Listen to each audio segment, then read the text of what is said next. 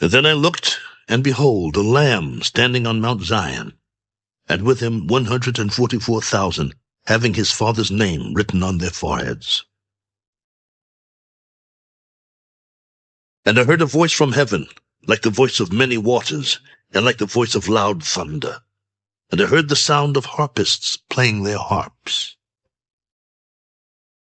They sang as it were a new song before the throne, before the 4 living creatures and the elders. And no one could learn that song except the 144,000 who were redeemed from the earth.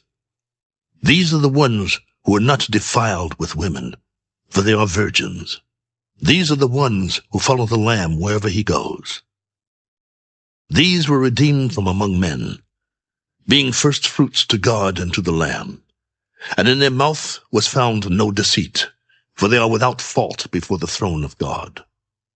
Then I saw another angel flying in the midst of heaven, having the everlasting gospel to preach to those who dwell on the earth, to every nation, tribe, tongue, and people, saying with a loud voice, "Fear God and give glory to him, for the hour of his judgment has come, and worship him who made heaven and earth, the sea, and springs of water." And another angel followed. Babylon is fallen, that great city, because she has made all nations drink of the wine of the wrath of her fornication. Then a third angel followed them, saying with a loud voice, "If anyone worships the beast and his image and receives his mark on his forehead or on his hand, he himself shall also drink of the wine of the wrath of God, which is poured out full strength into the cup of his indignation. He shall be tormented with fire and brimstone in the presence of the holy angels and in the presence of the Lamb. And the smoke of their torment ascends forever and ever, and they have no rest, day or night, who worship the beast and his image, and whoever receives the mark of his name." Here is the patience of the saints. Here are those who keep the commandments of God and the faith of Jesus.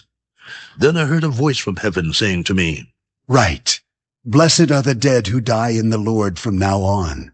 Yes, says the Spirit, that they may rest from their labors, and their works follow them."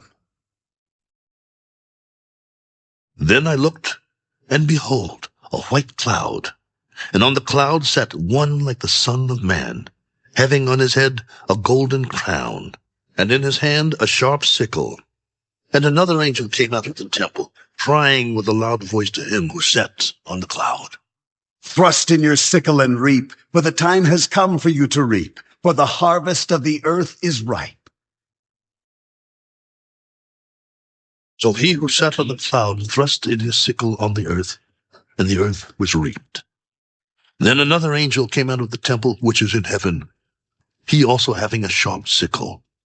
And another angel came out from the altar, who had power over fire, and he cried with a loud cry to him who had the sharp sickle, "Thrust in your sharp sickle and gather the clusters of the vine of the earth, for her grapes are fully ripe." So the angel thrust his sickle into the earth, and gathered the vine of the earth, and threw it into the great winepress of the wrath of God. And the winepress was trampled outside the city, and blood came out of the winepress, up to the horses' bridles, for 1,600 furlongs.